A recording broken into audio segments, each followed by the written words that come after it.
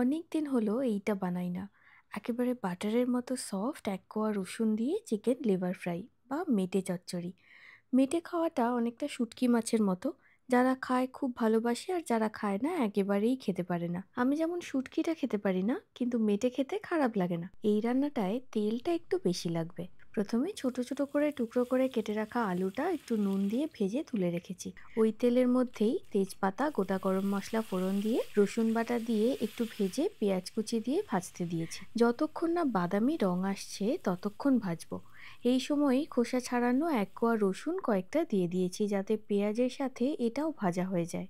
এবার 2 চামচ মতন আদা বাটা দিয়ে একটু মিশিয়ে দেবো হাফ চামচ মতো হলুদ গুঁড়ো, লঙ্কা গুঁড়ো, জিরে গুঁড়ো আর মরিচ গুঁড়ো। মশলাটা ভেজে একটু তেল ছেড়ে আসলে ছোট করে কেটে ভিনিগার জলে কিছুক্ষণ ভিজিয়ে জল ঝরানো চিকেনের মেটেগুলো দিয়ে দেবো। চাইলে এটা গোটাও দেওয়া যেতে পারে। স্বাদ মতো নুন আর ভেজে রাখা আলু দিয়ে মিডিয়াম টু হাই ফ্লেমে ভাজতে হবে, যতক্ষণ না তেল বেরিয়ে আসছে।